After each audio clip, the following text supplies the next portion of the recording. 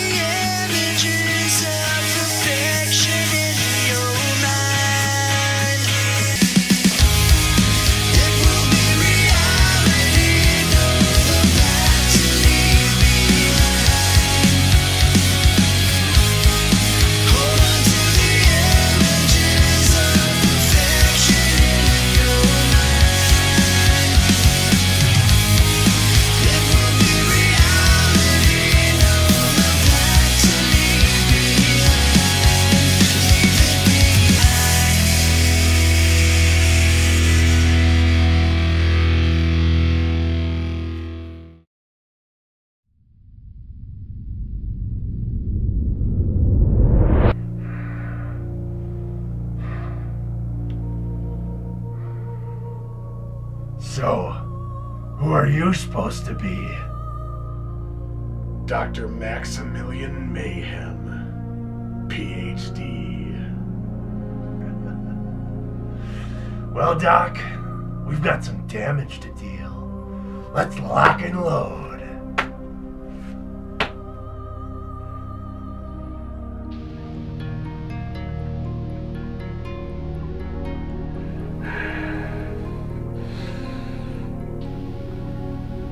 Got a deal, partner.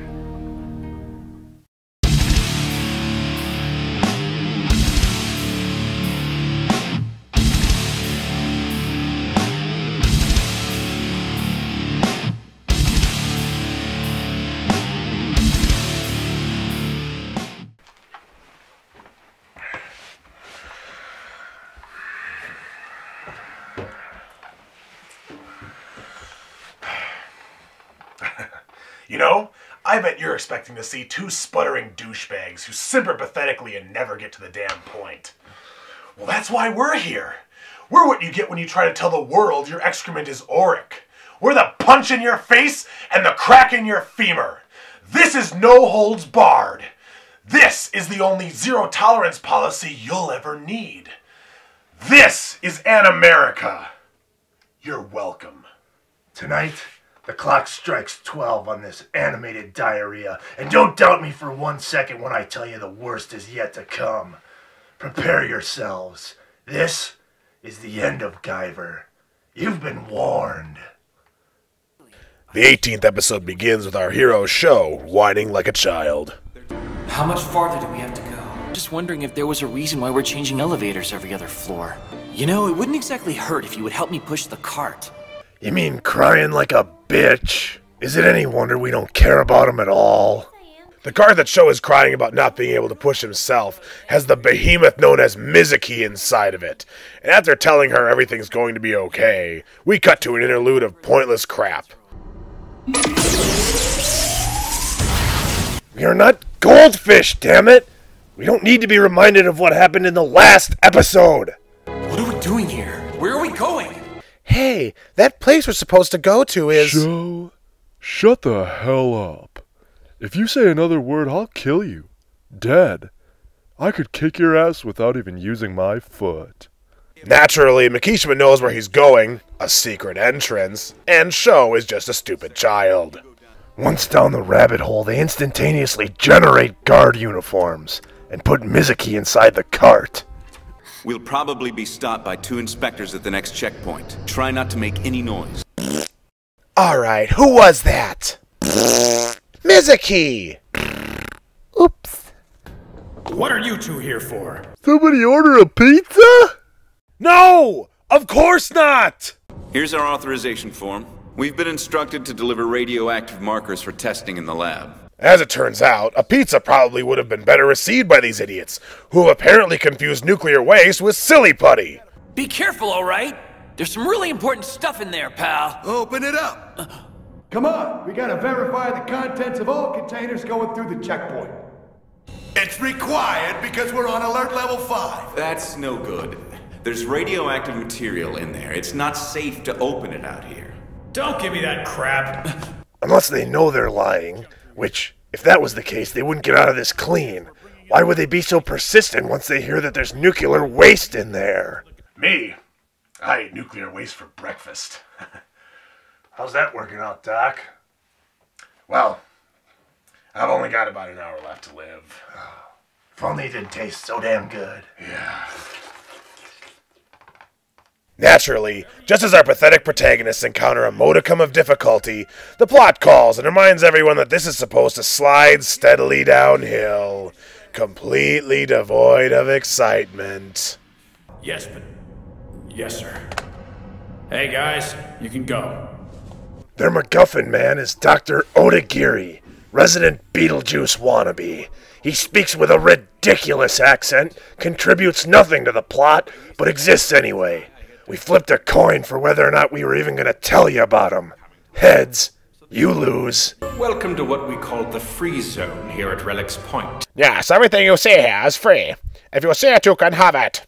Free science, free men, free booze, free tires, free chestnuts, free leotards, free horseshoes, free poop, free quantum gravity, free toilet seats, free floors, and also me. When that's over, everyone introduces themselves and they have a very interesting reaction to show. Nice to meet you. There's no need to clap. Yes, quite. We have heard of your legendary handshaking skills. Then they meet up with Tetsuro, and Murakami is revealed to be in a tank, comatose from overexerting himself. Are you serious? Overexerting yourself? I blast hernias through my intestinal wall, brushing my teeth in the morning, and I've never had to sleep in a saline tube. You just shove those little bastards back in and keep going. Yeah, it turns out that the convenient reason everyone survived is because there was an incredibly convenient cave beneath them in the ground that Mikishima conveniently blasted right into, conveniently right before Gyo's blast. And this incredibly convenient cave conveniently led them to the same tunnel that they were in when they were first conveniently attacked by the Five. And even more conveniently, the good doctor just happened to be conveniently traveling in their direction when they conveniently arrived. Convenient! After that seminar on contrivance, Sho and Tetsuro, both allegedly straight men, have another scene that even sets off Mizuki's barely functioning gaydar. They've given up everything for their cause. They risked their lives to help this world. But look at me. Even though I've got the Guyver, I've only thought of myself. Well, you protected Mizuki, didn't you? You risked your life to protect my sister and bring her back safe and sound. Thank you, Sho. You don't have to thank me. Hey, you guys! Oh, I'm so sorry. You weren't, having a moment, were you? No! You got the wrong idea! We were just talking about you! You don't have to be shy. I know you two are all lovey-dovey. Okay, Mizuki, that does it! Oh, if Mizuki knew about that one other scene, I don't think she would be taking it so lightly. Let's just say that things between her and Sho may not exactly pan out. We then have our 692nd padding scene, this episode, where everyone sits and drinks tea. Then the village idiot speaks. This stuff is great. Sure is nice having a girl around to cook for us. What did you say this was? Camel... Yes, of course! Camel oil tea! Well, Doc, here's your fresh squeezed camel oil tea. Oh, you know, I just can't hate Guyver good enough until I've had my camel oil. Oh, yeah. That's good camel oil. Pure hate, right Oh, there. yeah. Makishima and Dr. Octagonopus have another pointless conversation about how there's nothing they can do to help Murakami, while everyone looks on awestruck. Why? Who knows? They're probably too stupid to do anything without being told. Listen, none of you need to worry about this mess. Just concentrate on your work. Yes, sir. What's going on here? An earthquake?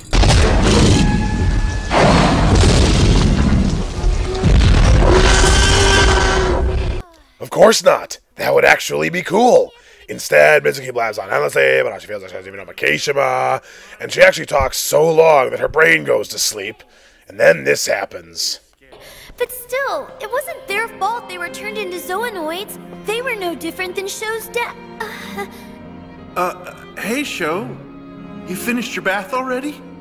I'm sorry, Don't worry about it. Hey, Max. Remember that time your father tragically died and you could have saved him, but all you did was help him along to an early grave?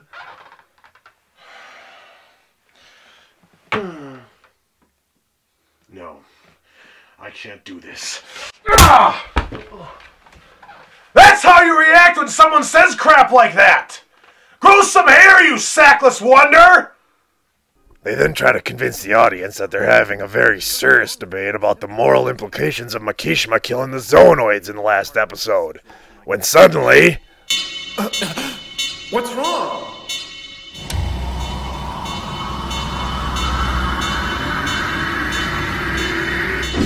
Did something happen? Gyo's coming. Yes, installing that wretched Gyo alarm was the best decision I've ever made. I mean, it's incredibly impractical, and most of the time it's completely useless, but it works great just the same.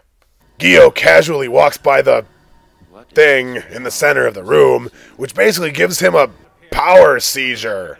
That's pretty weird. Does that happen every time he comes down? If so, why does he even go down there anymore?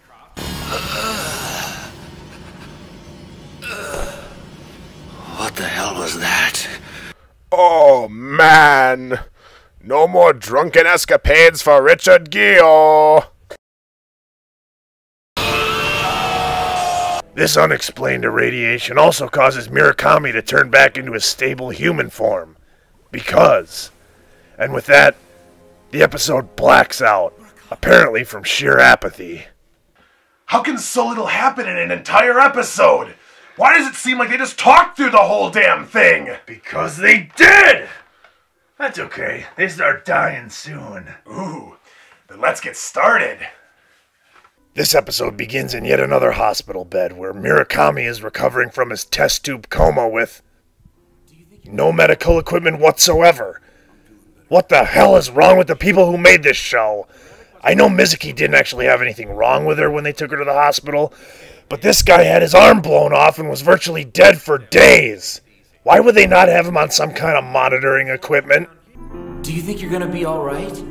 Yeah. Well, the brilliant doctor decided all I needed was rest and not an IV drip, so yeah, I'll probably be dead in a few minutes. Several miles away, Aptom finishes having lunch and decides the best idea would be to try to absorb a Zoolord, so he heads for Relic's Point. We then cut to Mizuki having a bath when she decides suddenly to end it all. and I'm just sitting here. No! Instead, she derides herself for being happy at any point in time whatsoever. I was so happy, I lost sight of why we were here. I'm such an idiot. Everyone else is fighting for their lives. I'm so pathetic. I should be ashamed. Yeah, you should be. People who have any positive feelings related to this show should feel the same way. While the doctor draws a blood sample to determine how much more rest Murakami needs, Mizuki tries to be of use for once and brings Murakami his food, which naturally results in her basically falling in love with him. So, if there's anything you need, just ask. No, shucks. But I don't want you to have to go to any trouble for me. You're childhood friends, right? Right? It's kind of funny, but Sho was a real wimp back then. Even I could beat him up. Yeah? But he's always been like that. He's almost like a girl sometimes.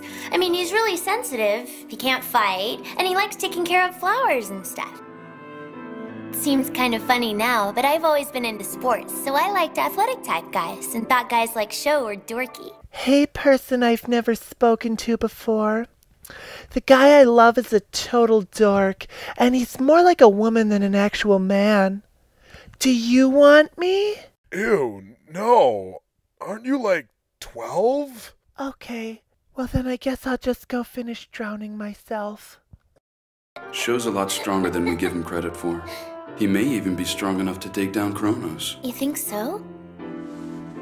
I have absolute faith in Sho. Your absolute faith might be better invested in a deity of some kind, or at least Mikishima. Why would you have absolute faith in a girly wuss like Sho? Even the 17-year-old who's in love with him doubts him. We then cut to Gyo, angry about something again. Shirai! Shirai! Yes, I'm right here, sir. How can I help you? Wait, how did Igor not hear him the first time? These henchmen are about as useful as the guards in Metal Gear Solid. What was that noise? I need a working remover now. I'm running out of time. I know Barkus is on to me. It's only a matter of time before he reports this to the Arizona base. And when he does, they'll come. Hell hath no fury like Arizona. We then cut to the mysterious they that Gyo was talking about. The Council of 12 Zorlords, who have possibly the worst written conversation in the entire show. And that's saying something. It came as a shock to me as well, but apparently he plans to challenge Arkenfell in an attempt to usurp the council. The man must be out of his mind. Only a lunatic would oppose Arkenfell. Indeed. Who the hell is this Arkenfell? Who the hell are these guys? We don't know any of their names, but we're just supposed to ignore that, I guess. So essentially this entire scene goes something like this. Arkenfell, Arkenfell, Arkenfell, Arkenfell. Indeed. Arkenfell, Arkenfell, Arkenfell, Arkenfell. Indeed. Arkenfell, Arkenfell, Arkenfell, Arkenfell. Arkenfell. Indeed. Meanwhile, we see that a friendship between Mizuki and Murakami is blossoming. Which means... So go ahead and tell me, Doc. I want to know how long I still have before I die. About half a year at most. And that's only on the condition that you don't exert yourself. Is it still possible for me to transform? I imagine you could do it once more. Of course he'll die the next time he transforms. Honestly, though, the only person who has witnessed this scene that's ever gonna care is Mizuki. Meanwhile, on the edge of the forest, Atom encounters... someone.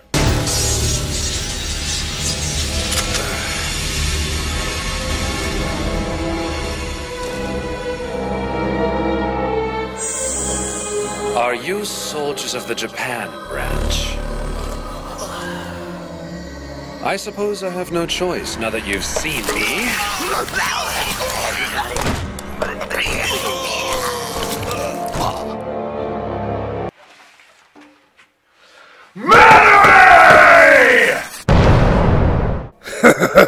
That was awesome. I hope he goes after Tetsuro next. Meanwhile, Dr. Obato goes on a really long tirade about how no one's ever left the relic alive because it basically melts them into a pool of feces. Even bio-boosted, I can't guarantee your survival. We understand the risks every time we engage our suits, Doc. It's too late for me to run away now. Actually, this scene should play out a bit more like this. We understand the risks every time we engage our suits. I didn't! That jackass threw the meat coaster at me after he activated it!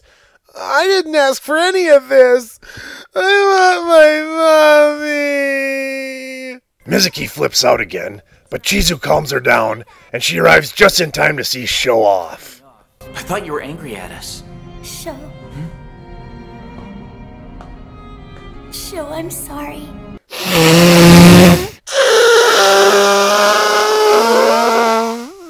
Mizuki, what the hell? This is my favorite shirt! I'm sorry, Sho. You just make me cry all the time! And the episode ends with Gyo encountering Gohan in Super Saiyan form, Atom's severed head taking over a body. Of course. And the two Guyvers prepared to enter the relic. It's time. You're right. We need to warn you that this is the point where this show ceases to be fun. It's going to be a bumpy ride through these last 7 episodes, so we understand if some of you aren't exactly up to the challenge. Feel free to skip to the end of the episode. If you aren't mad enough, that is.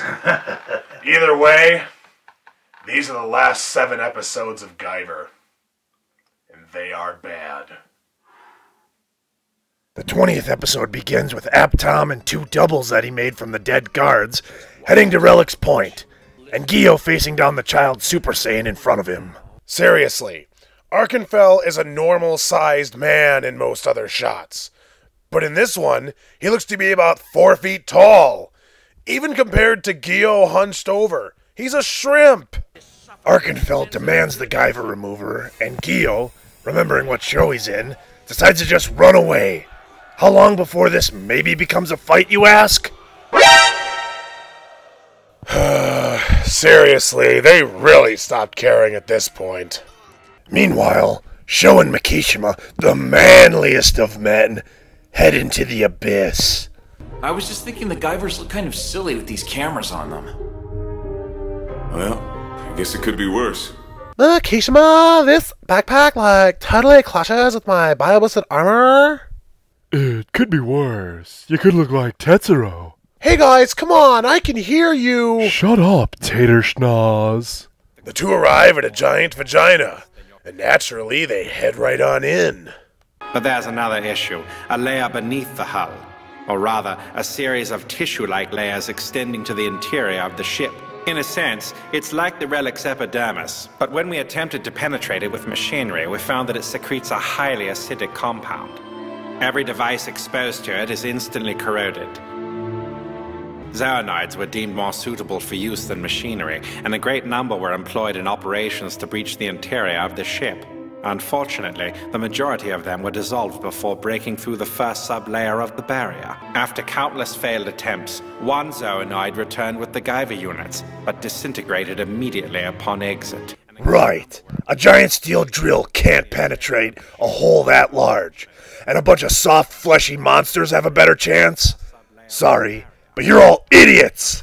Our two heroes travel through the birth canal, arrive at a sphincter, walk through it into a bladder, get drowned in piss, and then enter a stomach. No wonder the creators left.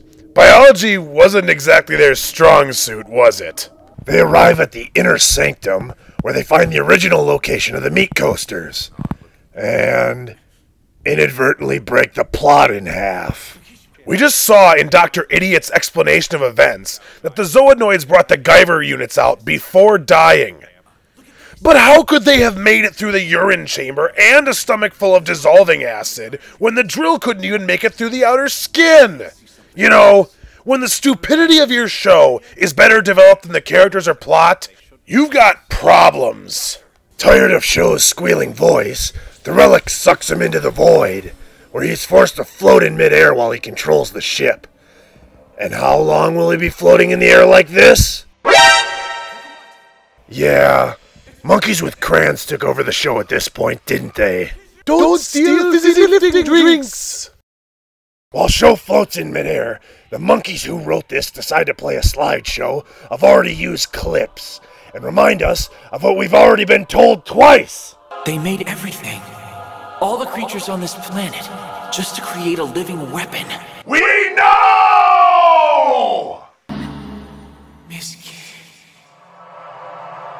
Doctor, he's waking up. I think he's all right. Fukamachi, are you receiving me? I can hear you, but I refuse to listen until you change that ridiculous accent. Also, quite the kidder. No, I'm serious. And the episode comes to an end with Sho sanctimoniously declaring that he has to protect everyone and is going to float there, preventing the relic from moving. Until he eventually decides to move it himself. You know, you could cut out early if you wanted to. Nice try, but I don't turn tail and run. And I don't take steps back either. I'm ready to beat this show once and for all. Just what I wanted to hear. The 21st episode begins with Gio still running away, but no matter how far he runs, Arkenfell is always right behind. The remaining members of the Five realize that Gio isn't actually going to man up and face Arkenfell, and is instead going to kill anyone and everyone who stands in his way, so they tell everyone to just get the hell out of there. Listen up. Our only objective is to verify the current situation. If at all possible, avoid involvement in the battle between the commander and his adversary.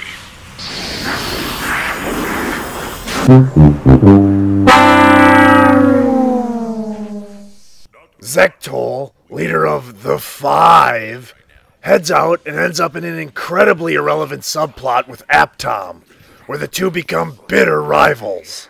This entire subplot falls apart just by asking a few questions. Why are they fighting? What are they fighting over? Why is Aptom so insistent about killing Zectol? There is literally no reason for this fight. Aptom originally came to Relic's Point to see if he could absorb Gio, not to fight an irrelevant Beetleborg. Zectol also left to help Gio fight, and not to fight Aptom. This fight happens out of pure coincidence, yet we're all supposed to care. And these characters are suddenly really, really supposed to care for no reason whatsoever.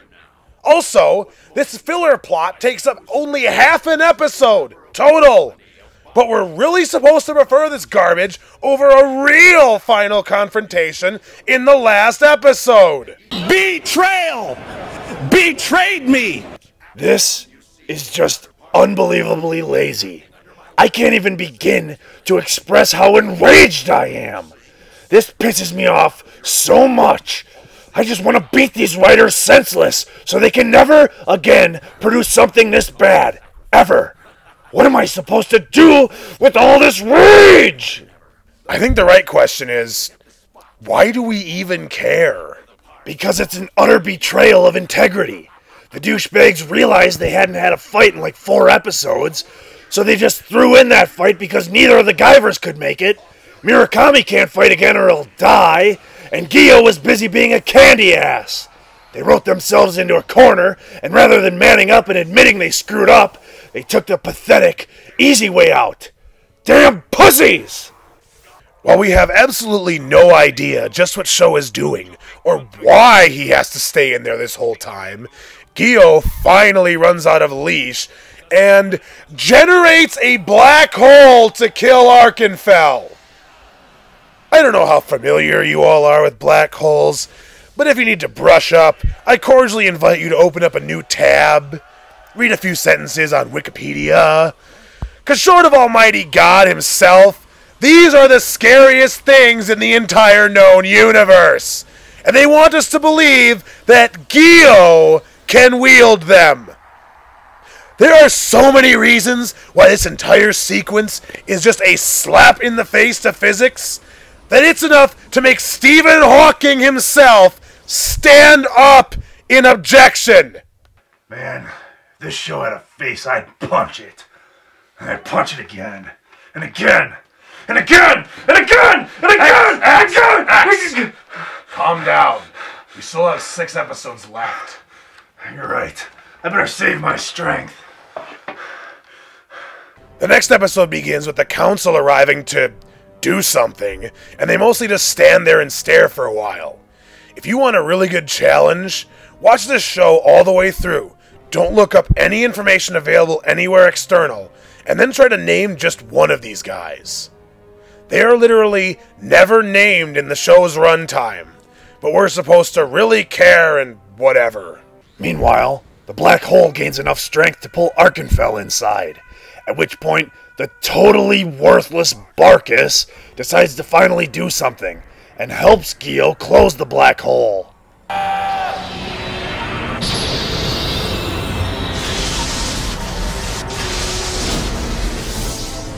It's no use. It's grown too large for us to control. Look at this. This is how bad the show is at building tension. They try once and fail. And then they try a second time, literally doing nothing different, and just succeed. Way to fool no one that they weren't going to get the black hole under control. Immediately afterward, Gio pusses out and falls asleep, falling down, down, down. Unbelievable. Hey Barkus, you know they're gonna make an anime based on these events? Unbelievable.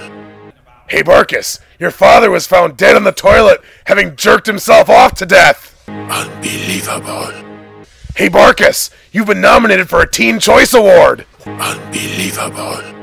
Gio then crash lands near our escaping heroes, and is apparently just fine all of a sudden, even after the whole coma and collision thing. Murakami, being a Mary Sue, decides to kill himself via fighting until Makishima shows up, prompting Gio to summon the Guyver remover.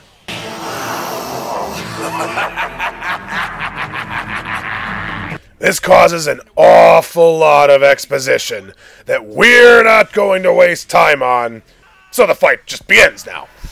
Immediately, Gio activates his knuckle bullets, and Dr. Arigato, tired of existing, jumps in front of the Guyver and takes the hit. After that incredibly pointless death, Martyr Kami transforms and just decides he has the will to fight a fight scene that is broken up with monologuing and boredom. The episode ends when the relic stirs to life because Sho was embarrassed to be in the same narrative as these idiots, which distracts Gio long enough for the purple bastard to get off one good shot.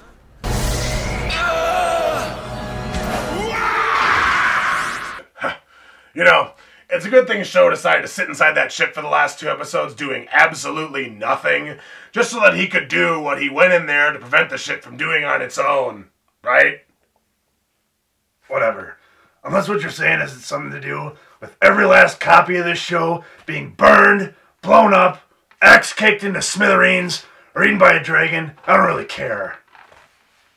The final episode of this Relic's Point nonsense begins with Murakami's attack landing and dealing serious damage to Gio. It's over. I wish! Then, because the plot says so, everyone just gets pulled inside the ship as it rises into the sky. We follow this with the most unnecessarily cruel scene ever. Gio rises from the pit and begins thrashing Murakami around like a rag doll while everyone just watches. Then, while no one comes to his aid, Gio rips Murakami's arm off in the most drawn-out, torturously elongated sequence yet. Let's time it out if you don't believe me. You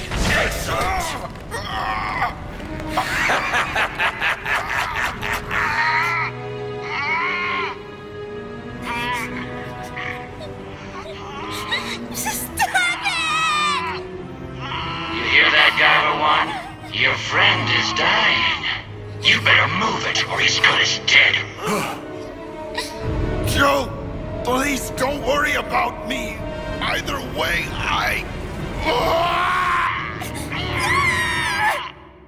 Either way, my life cannot be saved. What do you mean?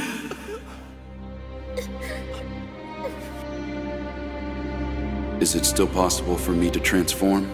I imagine you could do it once more, but your lifespan will be drastically reduced in the process. One more time, huh? I think that should be enough. I appreciate it, Doctor.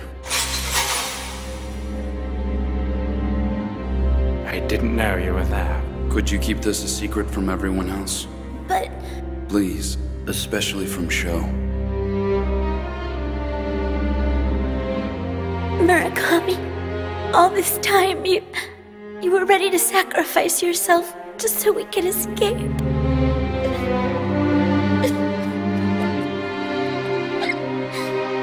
Misaki, did you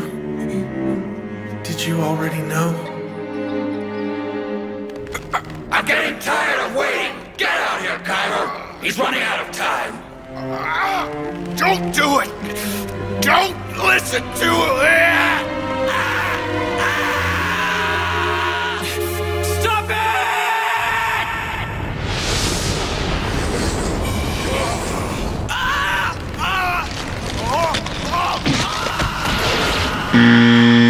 Now you should know that I'm all for blood, violence, and dismembering within the confines of a good old-fashioned scrap. But there's Freddy versus Jason, and then there's torture of innocence. That's right, Guyver's application was turned down at Guantanamo, so he became the antagonist of Guyver. Sho then comes up to the surface and continues to just watch as Guyver murders Murakami. What the hell is wrong with everyone all of a sudden? Why did no one step in and stop this? They all had the opportunity! I'll tell you how this fight should have gone. They should have ripped off Barkus's mustache and gagged Guyver with it. Then both of the Guyvers should have hit him with double tit cannons and beat his dying corpse until he hit the ground. That's what he deserves for this horrifying scene. Just as the show is threatening the boredom with something minimally cool, the nameless idiots who have literally done nothing but stand around since they were drawn into existence start attacking the ship. Because they feel like it.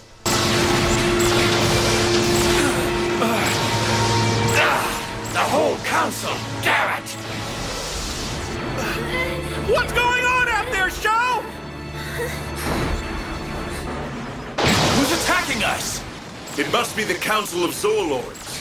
What are they doing here? There's no way I can take on the Guyvers and the Council. I'm at a clear disadvantage. Guyver takes this opportunity to run away again, until... I don't believe this. Arkenfell returns from the black hole. Because the plot says so, mercilessly murders Guyver. Wait. I would complain more because of how heinously stupid and inexplicable this is, but I'm just too glad to see Guyver die. I might be too if our heroes had anything to do with it. Am I the only one that was under the impression that it's fun to see the good guy fight the bad guy at the end? Then, rather than waiting to even ask who he is, our heroes straight out attack Arkenfell. And, surprise, it goes very, very badly.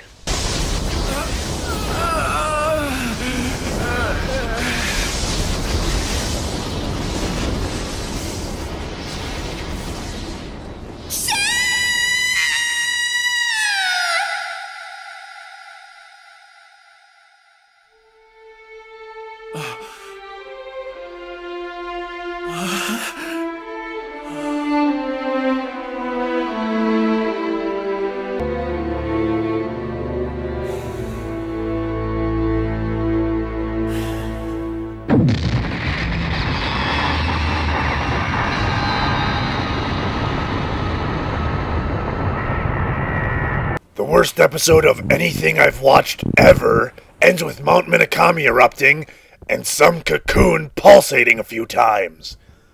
And that's it. Alright, I'm ready to kick Arkenfell's ass. I mean, after all, who else is gonna do it? Everybody had to have died in that explosion. What? Oh no. No, don't you even say it. These last 3 episodes are so drawn out and padded that if we covered them individually, this would be the worst video ever. Instead, we're going to do them all at once. After a brief scene where we see that Guyver's plan actually worked, which says everything about this show's plot that could ever be said, Arkenfell establishes himself as supreme ruler of the world, and we cut to...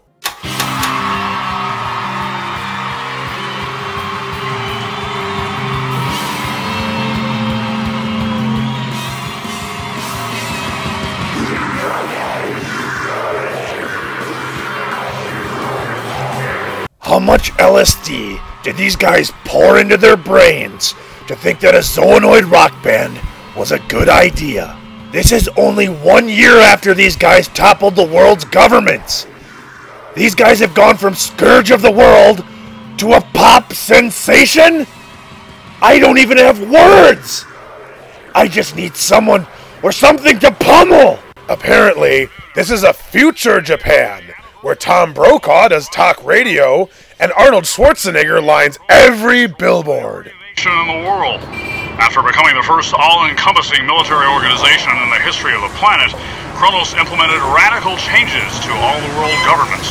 National borders were dissolved, and as a result, international disputes were virtually eliminated. And thanks to the application of Kronos' advanced technologies, there have been rapid advancements in medical science, as well as a dramatic reduction in worldwide pollution. However, Kronos has focused most of its attention on the global evolution of the human race, otherwise known as zoonoid optimization. This must be an alternate universe or something, because we cut to a house where we see everyone is alive and well, despite dying in a massive explosion at the end of the last episode. Well, except Mikishima, who isn't around sensibly. However, we are instantly made aware of how poorly all these characters are written, as their lives have literally ground to a halt since Sho's disappearance. Yeah, because that's how autonomy works. These days, safety has to take priority over comfort, especially since Master Agito and Sho are gone. Gone? Don't make it sound like they're dead or something. They're both still alive. If we believe that, we can keep fighting. Don't worry, we'll see Mom and Dad again. Just wait a little longer. Sho and Mikishima will be back soon. But it's been a year already. Is Sho really? Tetsuro plays WoW all day and is incredibly irritable.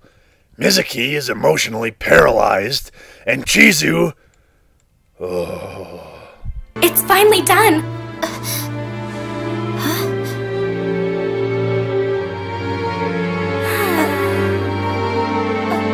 I'm sure Agito will love it. Where's Master Agito?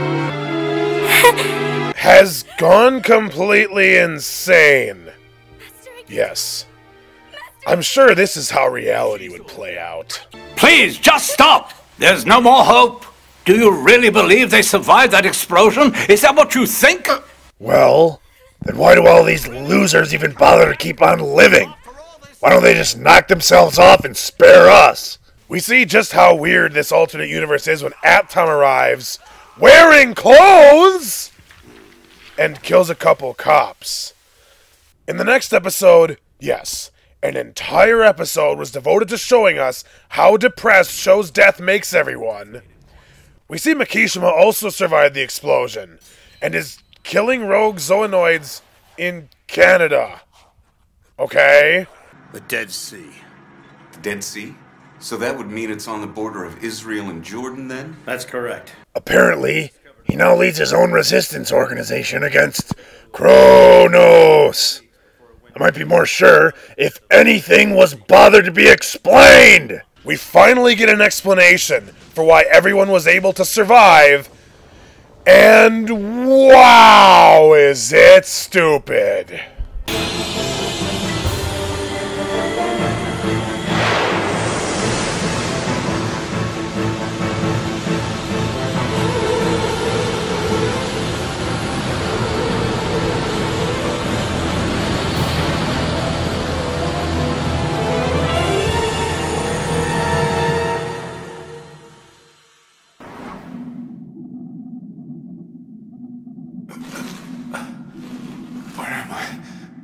What the hell just happened?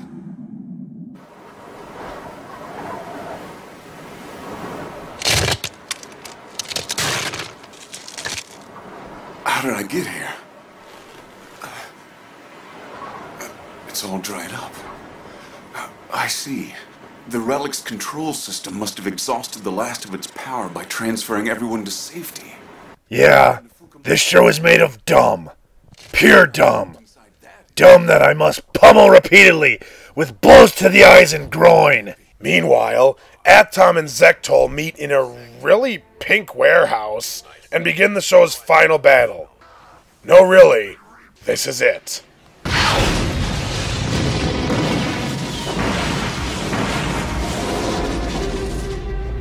I see. So you've acquired the abilities of your old teammates, huh? Again, this conflict is pointless. It's as if the producer's nephew loved Beetleborgs and Dragon Ball Z, and he told the writers, no matter what, the show has to end with two Beetleborgs fighting in the sky, and one of them has to be Cell, only dressed up like a Beetleborg. And the writers were also stupid. They liked the idea. Tetsuro and Mizuki hear the explosion from thousands of miles away and run out into the streets. They see the two fighting in the sky, and because Mizuki is a delusional, emotionally damaged young girl, she immediately decides that one of the two must be Sho. There they are. They look really powerful. It's hard to tell from here, but it looks like the smaller one is losing. You think that could be Sho? Yes, it has to be him. She must be, because you can clearly see in the next shot that they both have giant bug wings. Hey Mizuki, when was the last time that Sho had giant bug wings? Yes, it has to be him. Yeah, that's what I thought. Anyway, Zectol blasts Atom to pieces, and as he falls, the delusional Mizuki screams for Sho, who hears her inside his massive poop cocoon? Immediately, the cocoon shoots into the sky, and Makishima, who just happens to be there, jumps towards it and is transported with it as it teleports. Because it can do that now. Alright, this has gone on far too long. I'm gonna wrap this shit up. The kids arrive to find out that, surprise, Atom is not Sho! Zectol shows up to kill them all, but then the sky turns black and craps out Sho's cocoon along with Makishima, who is apparently a sky dingleberry now, a profound metaphor for how this show was written. Makishima engages Zectol and is gored and electrocuted for his efforts. Just as Zectol is about to kill Mizuki, because he's the bad guy, Sho erupts from the giant dry turd in an incredibly lame new Guyver suit. Zectol instantly decides that his rivalry with Atom is irrelevant and kills himself, expending all his life energy on one last giant blast in an effort to kill Sho. Why? Because, of course, the new Super Guyver deflects the blast with one tit cannon, and the show ends with Sho coming out of both the new Guyver armor and his original Guyver, collapsing in Mizuki's arms, naked. Because nudity is profound! This anime is terrible! The plot is heinously stupid. Everything we made fun of the show for comes to fruition, and none of the series' main villains are involved in the final conflict. The dark, macabre nature of several of the violent sequences in the later episodes is horribly off-key with the rest of the show, and just waxes reprehensible. The characters are stupid, worthless pieces of cardboard. We don't even care about any of them, and we don't even believe they care about each other. Does anyone watching this show actually buy that Makishima all of a sudden cares about Sho after trying to manipulate him for the first 2/3 of the series? Does anyone believe that fickle, uncertain Mizuki actually loves Sho? If only because he's the last surviving male that she befriends, other than her own brother? The fights are boring, drawn-out messes, filled with exposition and excessive dialogue that prevents any suspense from being built up. The villains that the characters fight never pose a threat. Aside from Gyo, whose show never fights directly, the most any other conflict lasts is 3 episodes. And that's Inspector Lisker, whose show fought twice, and then defeated via some stupid technicality. No one else ever fights our heroes more than once. Not even Gyo or Atom fights Sho more than once. They spend the entire series looming in the shadows, and then there's no payoff whatsoever! The last 7 episodes are reprehensible. While fun can be had insulting the first 19, the last 7 just breathe hatred and despair. It's as if the writers actually hated what they were doing so much, they wanted to make the audience feel it too. Well, guess what, guys? You succeeded. Congratulations. The entire Atom subplot is stupid and should either have been redone or excised completely, since it did nothing but further ruin the last 7 episodes. It made an already awful sequence, akin to the latter Transformers movies, that much worse by trying to shoehorn in character development that had no build-up and no payoff either. At the end of the day, this show is terrible. It doesn't deserve fandom or viewership. It deserves to be buried in the Arizona desert. So that's it. That was Guyver. It's over. We did it. Yeah, but I wish it had a body. That way I could dismember it. Easy, Axe. Our job is done here. Yeah, you're right. Maybe those pussies will stick around for the real show next time. Indeed. But we should be going.